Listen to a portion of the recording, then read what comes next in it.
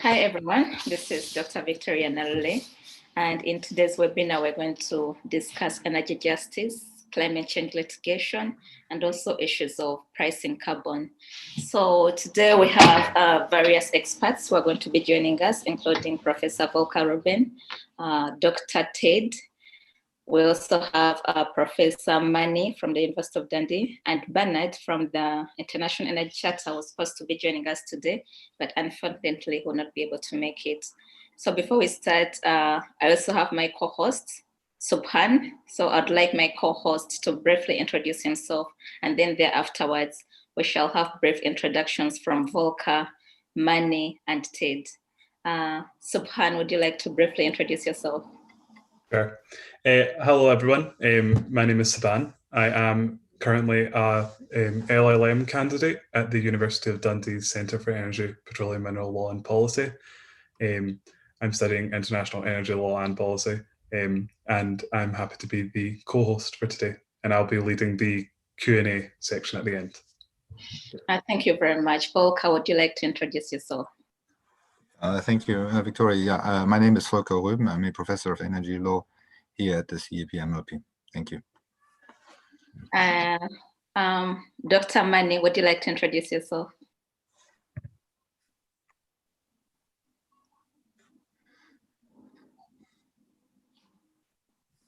Hello, Mani. All right, Ted, would you like to introduce yourself? Let me try to unmute Mani maybe. Hi, everybody. My name is Ted. I currently am at the University of Oxford looking at integrating renewable energy technologies. I'm looking at the legal and regulatory aspects, and I'm glad to be here. All right, thank you very much. Mani, are you there? Okay. Victoria, Mani has just emailed me saying that he cannot, his camera is not working. I cannot hear you. He cannot hear us, and his camera doesn't work. Oh, it may now come on. Oh, all right. What we shall do in the meantime, I'll talk to him briefly. We shall start the discussion. So as Mani is trying to sort himself out, we shall go straight to energy justice, and Dr. Ted will be able to share his slides with us. Ted, would you like to start the discussion on energy justice, and then I'll get to Mani and see. No problem at all. Just a minute, let me get your co-host. Okay.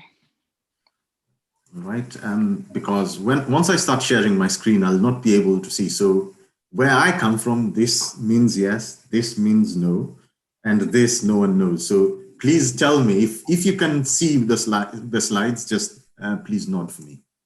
Okay. So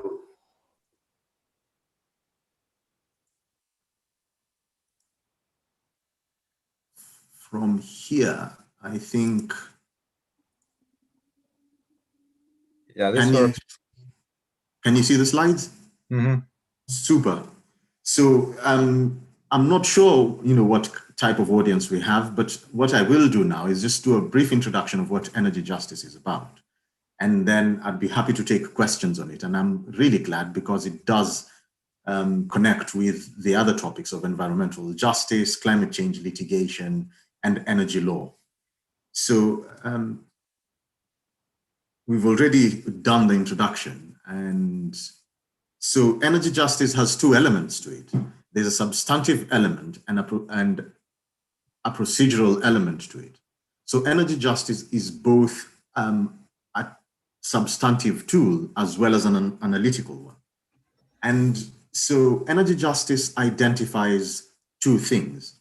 Energy justice concerns itself with identifying when and where injustices occur in energy systems, and two, how best law and policy can respond to address those injustices.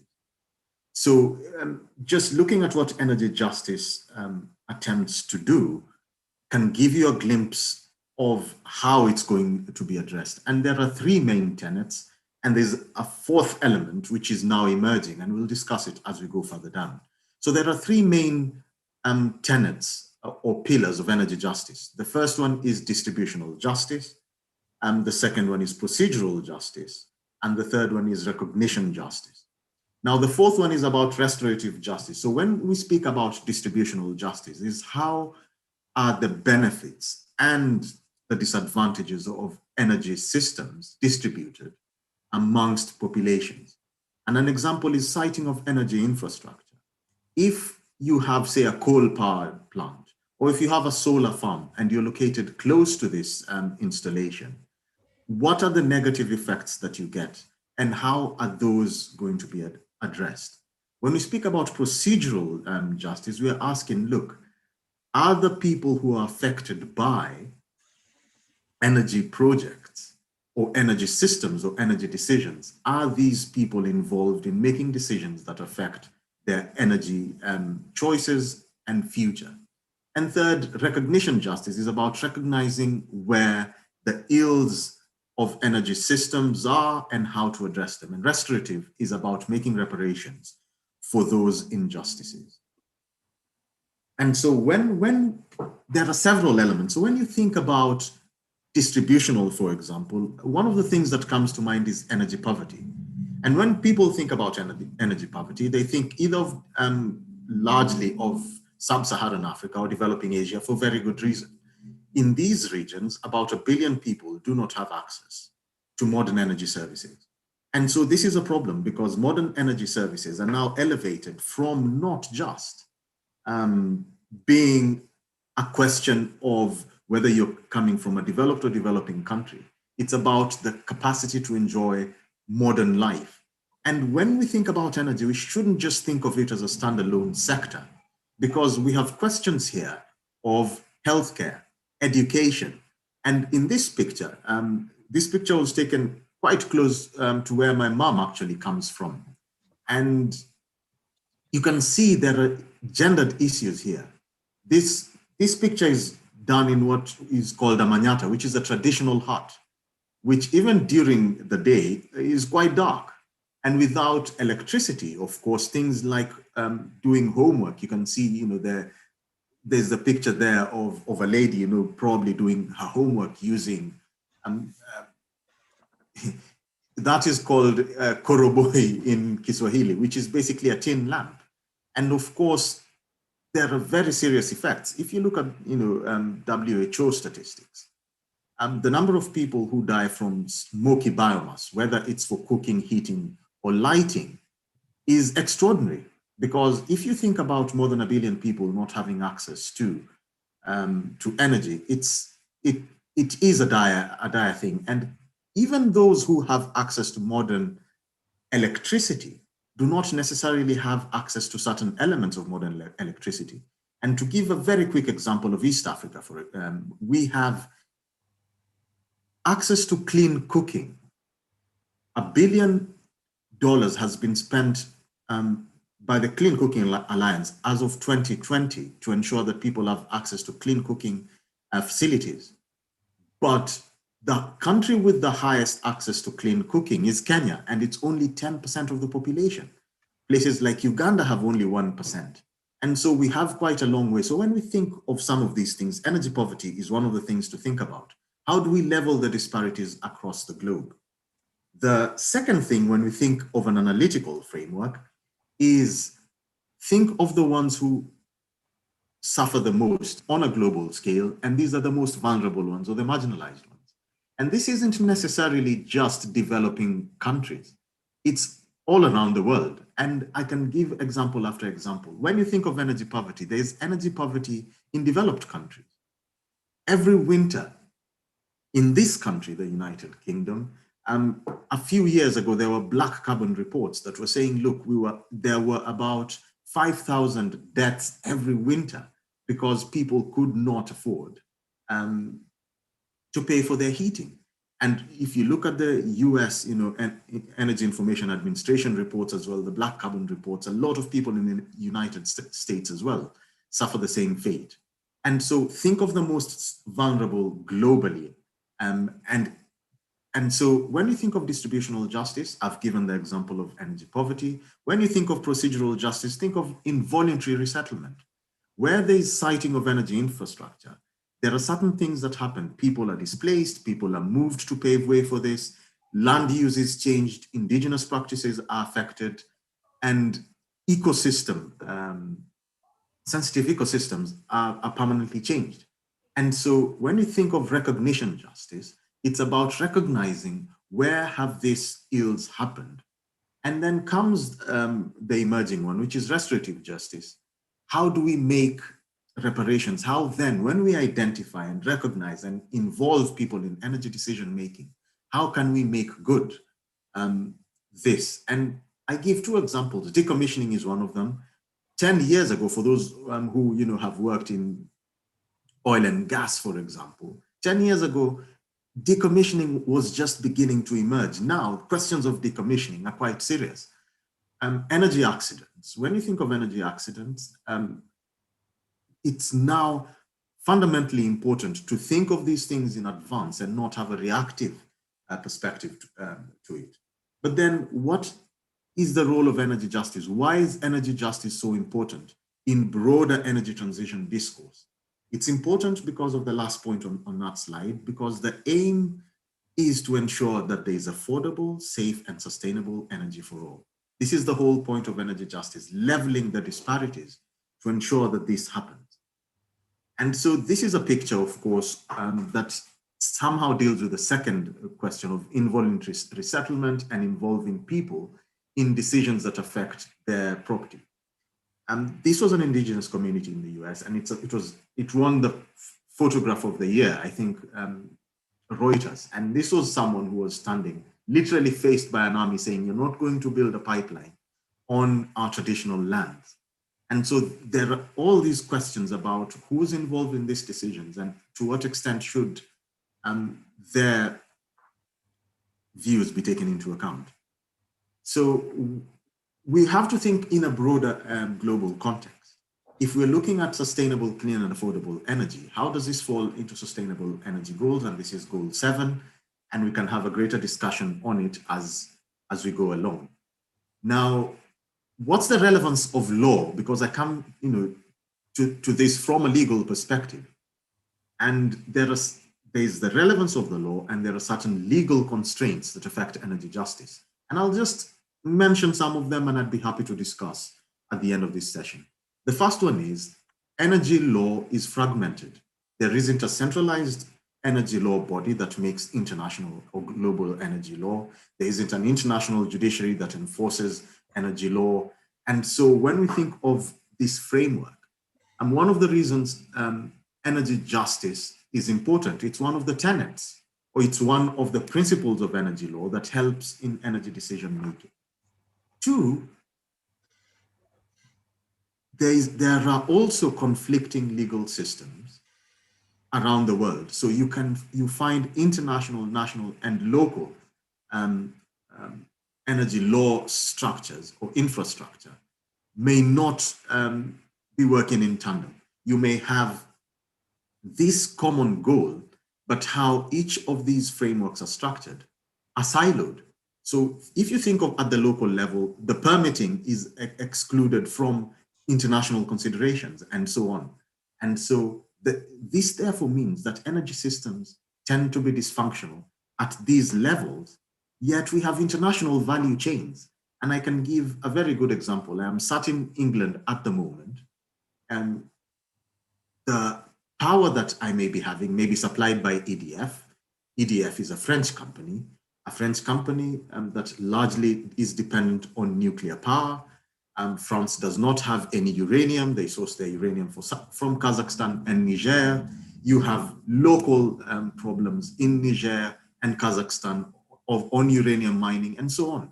So I'm currently enjoying electricity, where if you look at the energy cycle, there are a lot of parties along the way. And so one of the things that energy justice does help is how do we identify these things? The other thing is whenever people think of justice, they think of states. But in energy, we have very powerful non-state actors. We have private actors who are fundamental in the functioning of energy systems. We also have communities who are fundamental in ensuring success or failure of certain things. Like even if we're thinking of renewable energy, some communities have rejected solar power being installed, on their lands and so on. So we have powerful non-state actors, and this is posing a global legal challenge. We, of course, have the disruptive nature of technology and the fact that nothing can be put into effect without finance. And so something like the European Investment Bank announced it's divesting from fossil fuel finance in 2020, and we're seeing a wave of divestment measures around the world.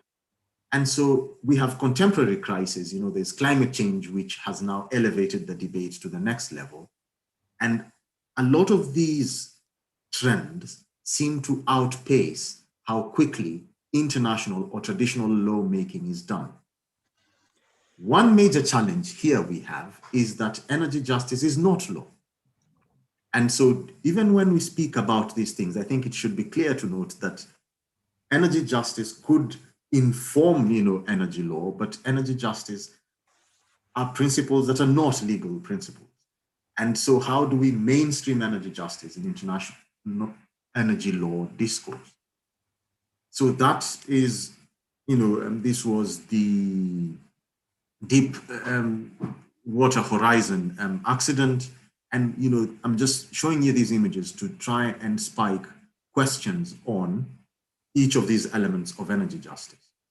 So what are the emerging issues? What's the future of energy justice likely to look at? I have about 5 points, and then I'll stop there. We're going to see an increasing community focus. And community focus here is not just indigenous communities. I can give examples of, say, in the United States, communities now are coming together. People in California, for example, are saying, look, this centralized energy system is not necessarily working for us, with fires happening every year. Should we move to more decentralized systems? We are looking at the United Kingdom. A bill was introduced last year for local electricity generation. So we are also going to see a focus on communities, and especially the most vulnerable communities coming up.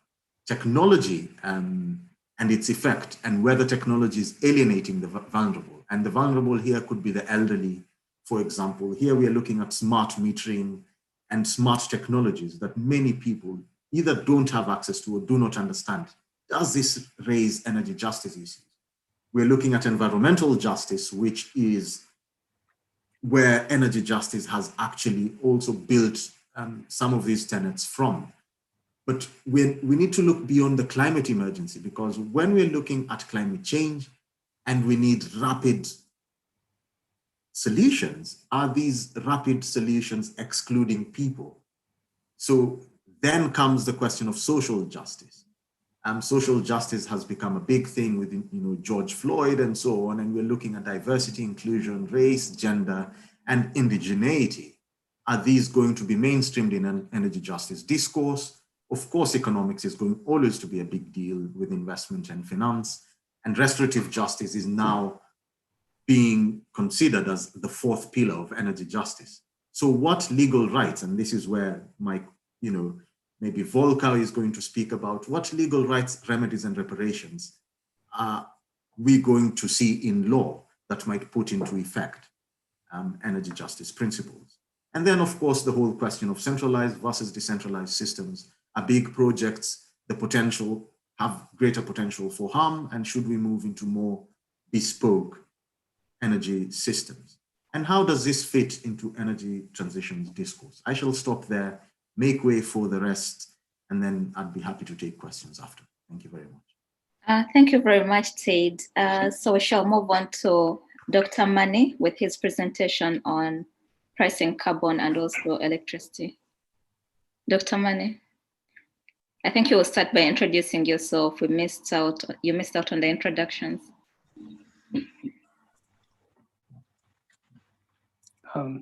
Hi, can you hear me, Victoria? Yes. And can you see me? Good. Okay, yes. Thank you. Hi, Manny Makatanga here. I work in the Center for Energy, Petroleum, Mineral Oil Policy, keen on electricity markets, generally, of course, in the area of law and economics. Thank you, Victoria, of course, for the opportunity to be here. Glad to be here. Victoria, I do actually have some slides. Could I please share them? Could I just share them now? Is that possible? Yes, that's okay. You can share them. Okay.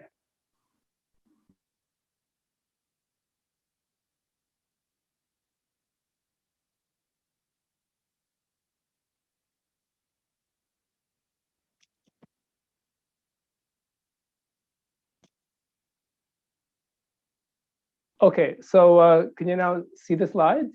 Yes, yes. Oh, okay, good, very good. Okay, so let me just max out. My comments are going to focus on electricity storage and market design, Victoria, following the email that you had sent out, and of course following discussions. And so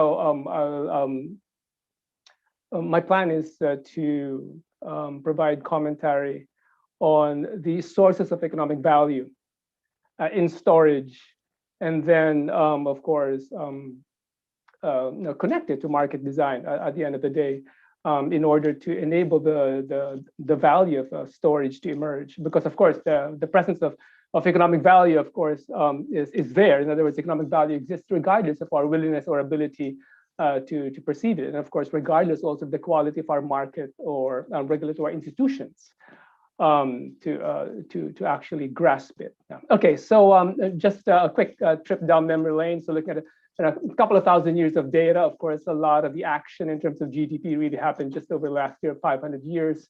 The energy transition is very much on its way. A couple of hundred years of data, we can see, of course, the shift from traditional biomass to coal, and of course, oil, gas, and of course, now renewables inching their way into the mix. Of course, it is not a coincidence that energy has played a big role in, of course, what is in effect now the concept of transition being a key point in the study of economic development. And you can see, of course, here, again, looking at several centuries of data, that indeed the price of light has fallen. And of course, the expansion of use of energy has really helped along economic development. And of course, we know that there is a strong correlation between access to electric power and the GDP. Nevertheless, there is still definitely a lot of suffering out there.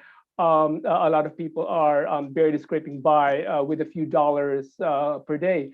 And in fact, people without access to electric power, fortunately, on a global scale, is falling. But nevertheless, in some regions, the data are actually going in the wrong direction. So this, for me, is really a grim statistic that hopefully should be reversed sooner rather than later. So here we are now, of course, in the energy transition. And we know, of course, energy is a big contributor to greenhouse gas emissions. And so a lot of activities are focusing on electrification. So what I'd like to do is briefly demonstrate essentially how an electric power market works. And so imagine if you have, you're in the off-peak season or time of the day, Q1, maybe it's midnight, so everyone's asleep, maybe just the refrigerator on. So you really need only, let's say, 3 plants A and B and C. These 5 plants are arranged in merit order, so cheapest to most expensive. And then, of course, when people wake up and then the day gets rolling along, then there's additional load. And so the load is now in Q2. And therefore, there's a need for additional plants D and E. And of course, accordingly, different prices are set. So the economic value of energy, of course, changes over time, right? So off peak, there is a value or price of P1, and then later on, maybe during the heavier times of the day, Q2, there's a higher price or higher value. And this pattern of life, as it were, of course, is at the heart of the valuation of energy. As we know, right, energy is a spatial-temporal commodity. So energy has a spatial and temporal dimensions in terms of value. And so here, in fact, this slide 10, shows this pattern, right, for representative weeks in the different seasons, right? So winter, spring, summer, and autumn. And you can see there the double bump that you might find in winter, the morning peak and the afternoon peak, or late afternoon peak. And here another slide, slide 11, showing, of course, the geographic spread. And here again, probably a better view of the differences between seasons. And of course, here each graph shows a 24-hour stretch within different locations in the US. So again, giving us a good sense of the variation here, both spatially and of course temporally. And of course, we know that with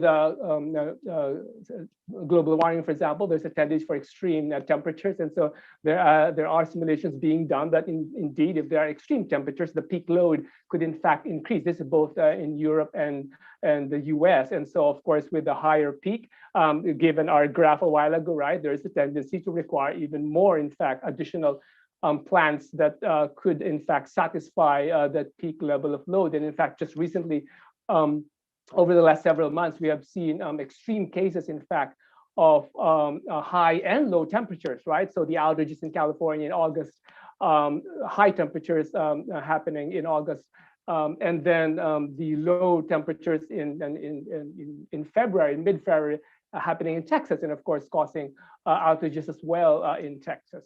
And so here, of course, now we are in the COVID era, and we know, of course, that COVID has had an impact on this pattern of life. So as you can see, again, referring back to our earlier slide of the 5 plants, that at the end of the day, the value of storage is really as a function of the spread, the difference between the peak price and the off-peak price. And so, of course, the bigger that variation, the higher the potential arbitrage opportunity for a storage operator. Nevertheless, I mean, now in the COVID era, it looks like some of these patterns are changing. And so here, in fact, slide 14, we can see initial evidence that this is from New York, that in fact, there could have been the morning peak may have been shifted a bit. And also, of course, obviously, there is an overall flattening as well of the curve.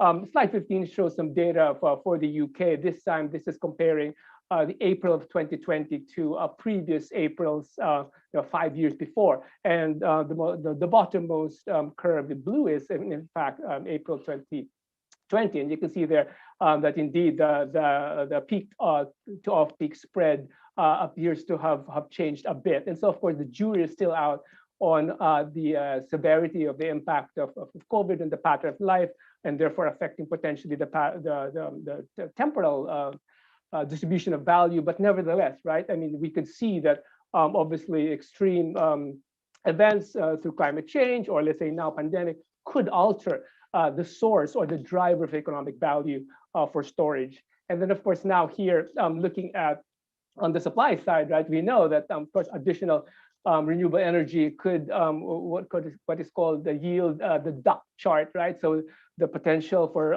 let's say, solar or wind to provide more energy that can be used by the system. So there could be, as it were, excess energy, quote unquote, and therefore, in fact, even curtailment, or essentially just spilling the energy, which of course is unfortunate. So in fact, this is in fact an excellent opportunity for storage to capture this otherwise wasted energy. And so here, a nice slide from California showing essentially the generation mix over a 24-hour period. And you can see this, the green section is the production of renewable energy. And here you can see essentially the duck shape just about. And of course, the belly of the duck over here quite distended in the middle of the afternoon. And then, of course, as the sun sets and perhaps as the wind dies down, then of course there's a need to ramp up again the other resources in order to, of course, meet load. And so here it's this little ramp, let's say, of a couple of hours and potentially even several thousands of megawatts, which of course can cause a lot of stress on the system. And of course, prices, as you can see here, that same day on 23rd March, back several years ago, in fact, had resulted in several instances of negative prices. And not only that, extreme prices, right? So minus 150 all the way up to 977. So that's amazing. And of course, yes, more examples on other days at the time. And yes, indeed, showing the spread. And of course, this spread, as I mentioned, is indicative of the economic value that storage could earn. And so, in fact, in my view, these, shall we say, extreme situations are screaming, as it were, signals for storage, for these types of investment. And so, indeed, this potential for extreme prices continues, and as we can see here in more recent data. So, energy storage systems, of course, facilitate the integration of renewable energy. As we can already infer from our previous discussions, that indeed during those times when there is excess or a lot of this non-dispatchable, we can't control production of solar, then we capture it and store it, and then of course release later on. So this could be beneficial to defer infrastructure investments, contribute to the stabilization of the grid, and of course to provide backup And so, in fact, in particular, grid-connected energy storage does not have to be located in a particular location. Of course, in a grid, it provides flexibility. It could help defer transmission and distribution upgrades, enhance the system capacity, and in fact also could defer some of that. Remember that some of the peak plants, so that in fact could potentially be fossil fuel fired plants. Given that there could be additional peakiness, right, in the load, and of course ultimately exploiting arbitrage opportunities. And so therefore we could imagine, you could see that storage really increases overall utilization of power system assets, increasing their dispatchability. And as we already saw, a driver of battery storage is the need for peaking capacity. And so of course electricity markets provide economic signals, right? At the end of the day, the idea is to enable the signal to emerge so that players, buyers and sellers could capture, monetize this value, otherwise hidden. And so there are many different storage options. Obviously, the mechanical, pump hydros options have been there for several decades now, in fact, well established. There are thermal options, and of course, batteries now very much in the discussion and the debate nowadays. And the key here really is, of course, the size of the capacity for battery, and of course the duration, so less than 1 up to even more than 4 hours. So it's that granularity across, of course, space, but also across time, which is crucial for storage. And in fact, that's the reason why a while ago I showed, especially that neck of the duck, as it were, when that ramp is needed, when in fact these types of resources could be very valuable. But of course, the challenge is how to make that value be actualized. And so there is in fact recognition that a lot of the price signals do not accurately reflect the true social value of energy storage systems, that some electricity prices do not consider the externality, but in particular that sometimes storage cannot fully participate in all the markets that they could provide value for. And so this essentially it's an unbundling argument. In other words, there are several sources of value of storage, as we saw, but the markets, as it were, are not properly configured, are not yet properly designed to accept these products and services that storage could provide. And so there are many instances in the entire value chain of electric power in which storage could create value. So the long-term resource planning, session, transmission, distribution, renewables, standards, of course, and of course the wholesale market rules. And so the idea, of course, is for regulatory action to open up markets for storage, allowing storage to provide all services for which it is technically capable, supporting trading at wholesale, and of course, as I mentioned a while ago, aggregating distributed energy. And so very much at the heart of the energy transition, and of course also a matter of equity, that indeed various communities can participate in a decentralized manner. So finally, yeah, as I mentioned a while ago, it is really an unbundling story pretty much. And so in fact here, slide 31, the current regulatory framework makes it difficult or perhaps even impossible for an energy storage system to participate in the market for energy services that it is really nicely configured for. And so given that, right, we could see there is value in the energy transition. Storage can play a key role, but of course the markets have to be adjusted accordingly. I could end there, Victoria. I do have an appendix. There are lots more nice stuff here on how, let's say, building an investment case now for storage assets in the context of the transition. But of course, we could save that maybe for later. For now, I could end here. Thank you.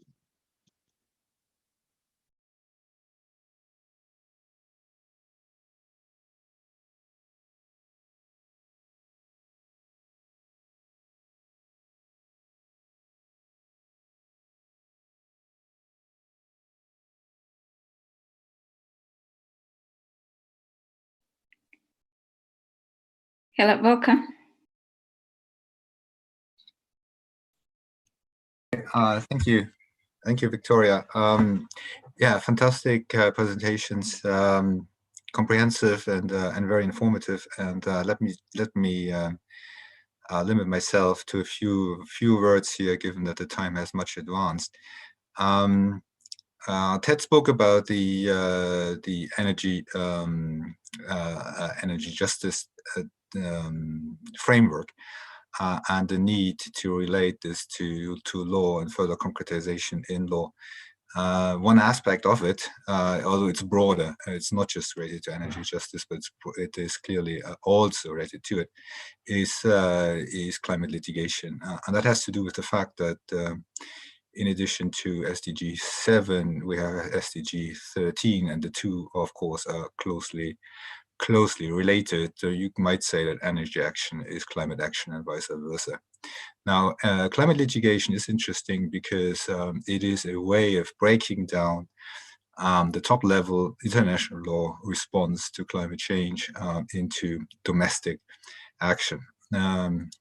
International law has been quite aggressive in tackling climate change at a truly universal or global level by bringing together the states in the first the UNFCCC, then the Paris Agreement, and now the several conferences of the parties, so-called COPs, where they thresh out the details of rules and regulations.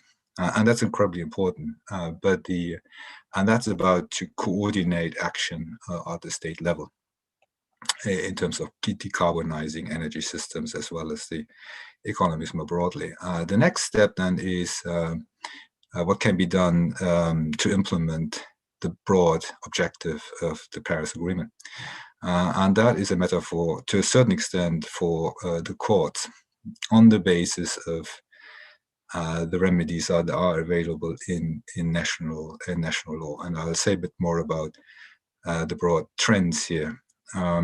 First of all, I think the top level distinction is between what we call public law litigation and private law litigation. The public law litigation is very well advanced. There's a number of cases that have been brought in different, and that's important, very different jurisdictions, not just the global north, but just as importantly in the global south. And they all tend to be effectively directed towards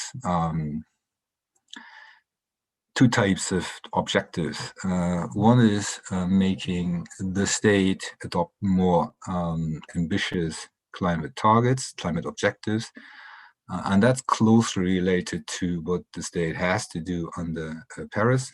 The key example of this is the case from the Netherlands, most advanced. Everybody will have heard about this, the Urgenda case, or Urgenda case in English, and that's about effectively forcing in national law through a remedy under national tort law, forcing the state to adopt more ambitious targets than it otherwise would have done, the government, and that was successful.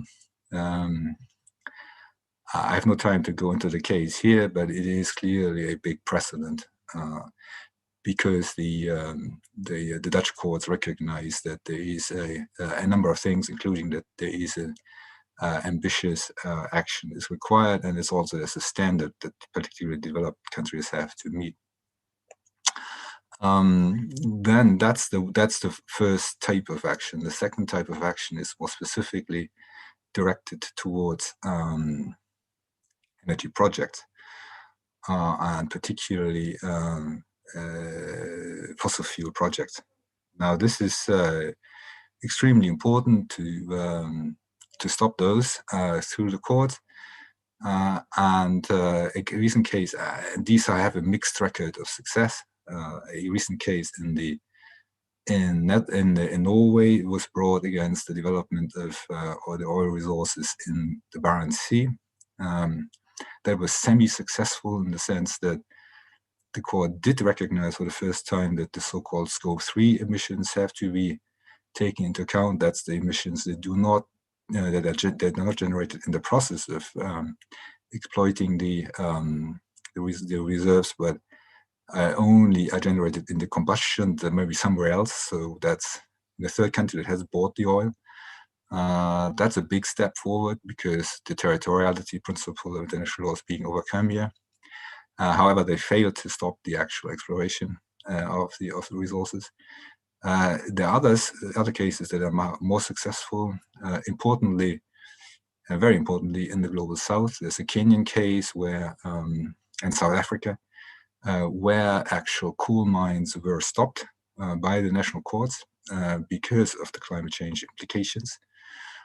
So clearly, it's wrong to think that the global north here is the leader. To a certain extent, it's the courts in the global south that are more advanced in making, in implementing the climate change demands in this type of concrete constellations. And there's also a case, obviously, in Australia that's well known, the Gloucester mine case, where that also was so decided. So that's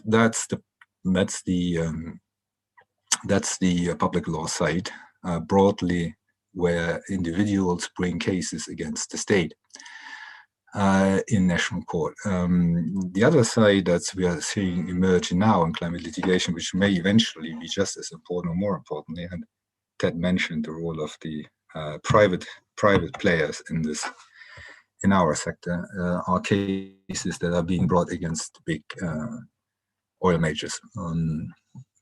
Again, there's a case that's now pending in the Netherlands, where exactly that same claim is made, effectively asking the national court on the basis of tort law to stop the oil company from not meeting the necessary Paris objectives.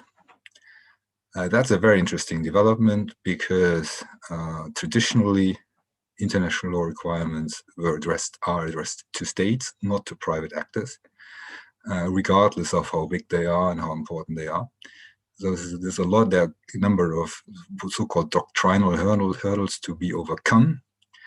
But the Dutch law may be open to this because the tort claim is very broadly phrased. So that's a very interesting development to watch. I would recommend that. The other situation is equally interesting, where effectively the effects of climate change are visible in third countries. For instance, there's a case that it has been brought by a Peruvian farmer in a German court against a German utility on the basis of the argument that climate change is contributing to the overflow of a glacial lake that then threatens the places downstream. The big issue here is attribution or causality. And what is the space that needs to be watched is effectively the advantage in attribution science. And there's some very interesting work being done at the University of Oxford in this respect. So very briefly, that's an overview. That's the big picture. What it relates to in terms of our theme here is that if you look for energy justice here in this respect, then you certainly should consider the climate litigation. And you should consider this as a broad global process with mixed record. And interestingly enough, some of the most successful cases being brought in the global south. I think, Victoria, that's where I will stop here at this point and leave time for questions. Thank you very much, Volker. I will invite Subhan to moderate the Q&A.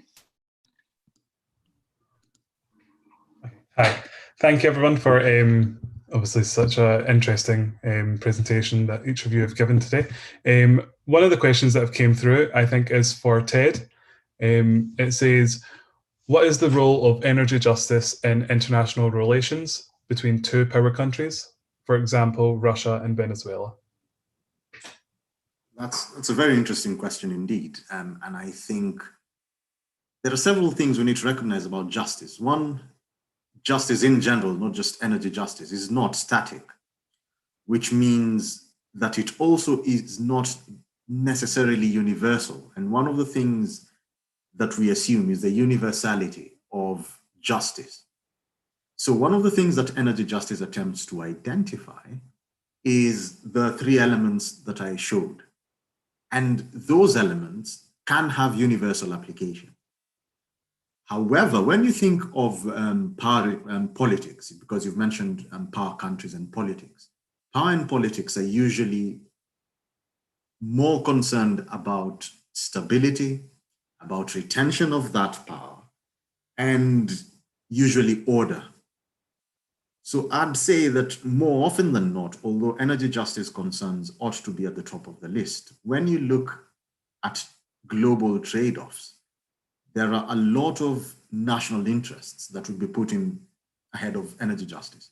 And one of the reasons energy justice discourse is important is because we need to shift the paradigm, especially power dynamic paradigms, from maintaining order and power to actually the good of the people. So I think energy justice is key, especially in those spaces. But for now, I think the answer is, I think there's greater emphasis on maintaining order and national interest over justice concerns. And that's why we need energy justice.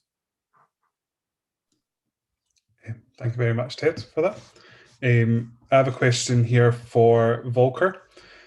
What do you see the growing use of human rights in climate litigation being going forward? Because I know that climate litigation is a thing. Sorry, not climate litigation. Human rights is a growing aspect to climate litigation. So I just want to see your views on that. Yeah, that's fantastic. Human rights, yeah, they are incredibly important. Now, in the and that's a very interesting question, because they points out that my discussion of the claims basis was too short. It's for instance, in the Ogenda case, the actual right of action was a torts claim, but the court made heavy use of human rights. In this case, the European Convention on Human Rights, which has a right to privacy, which has been interpreted to protect the environment. That may be to a large extent the future, because once you have understood that the normativity of human rights extends to broadly the environment and also the climate, then this is truly a globalizable right of action. So you see that there's interesting developments in Africa as well on that basis, and of course in Latin America, that has recognized the human rights aspect of environment. So we're seeing two trends here in human rights. One is the the global trend is a reinterpretation of human rights to protect the environment, and also in the next step, the climate. And there's two ways. In some places, you have nondescript human rights being used, like the right to a private life, and that's reinterpreted in this instance. But in other places, you have actually a guaranteed specific right to environment, human right to environment, like in Africa, and that makes it easier. So yeah, I think across the board, human rights are the normative basis of these climate litigations, if you see that as a global phenomenon. Thank you. Thank you very much for that, Volker. And I've got another question. This one's for Manny this time. It's in relation to energy storage, obviously, and battery storage in particular. So we know that battery storage of the grid is not really developed as of yet. It's an emerging kind of industry. Do you think that there should be more diversification of energy storage systems, perhaps like hydrogen in place of that? And how do you think that plays on the power price? So if you then store, use it as a backup and you store the commodity at times of excess, then how does that then play into the power price to someone, the consumer, basically? Right. So if I understand you correctly, you're asking if hydrogen could be feasible. Of course, batteries now are not yet that big. They're emerging. So a lot of these technologies are emerging anyway. And so, yes, the idea is, of course, to have a very broad approach to allow as much entrepreneurship and innovation as possible. I think the key areas are, of course, in the mechanical. What I mean when I say mechanical is the physical facility. So whether it's a mechanical storage or thermal or hydrogen or lithium ion or battery or some other form of storage. So that's the mechanical side, the engineering side, if you will. I think also it's extremely important to pay attention as well to the technological side, but in particular the optimization and associated software routines that are necessary in order to be able to bring the specific granular characteristics of these storage technologies and enable these storage technologies to actualize their value in markets, which of course themselves are also nascent, which of course are themselves also evolving.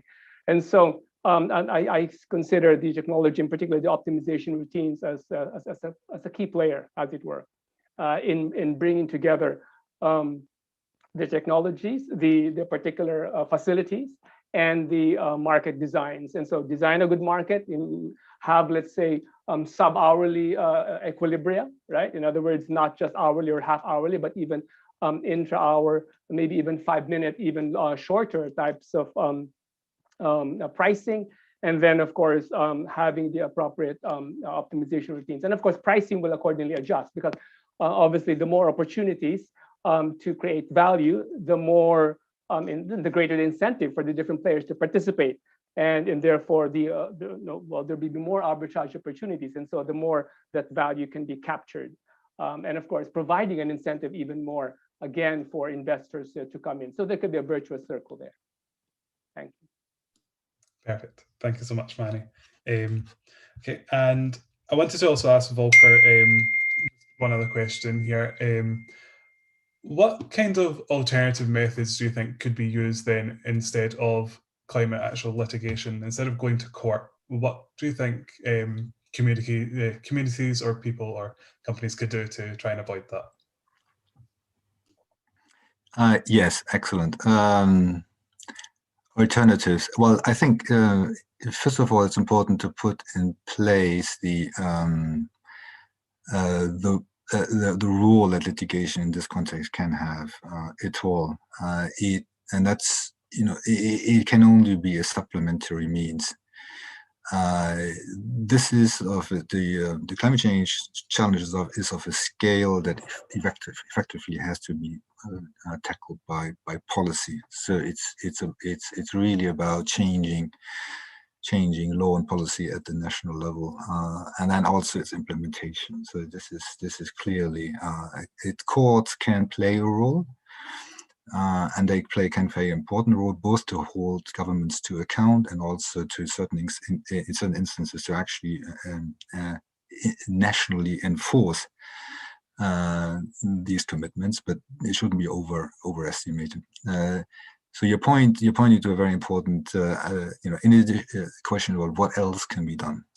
I think that energy access, for instance, is a case where individuals can make a difference, and particularly by making good use of the opportunities that international organizations provide. That has nothing to do with litigation, but it is about a way of being active and ensuring that you make it happen. Another thing that can also be of great importance is actually between states is a much more cooperative approach. Consultation operations could be interesting. That's something that hasn't been applied in full yet. But I would recommend this organization of communities around the opportunities that have been mentioned and that are now increasingly important.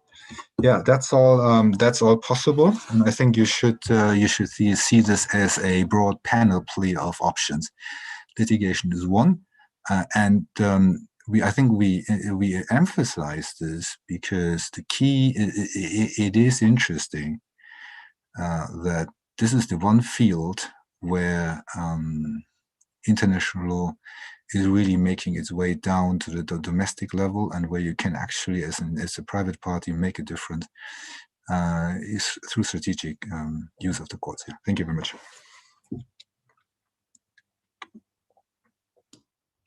thank you, Volker. And I believe that's all the time that we have for questions. So I'll hand over to Victoria.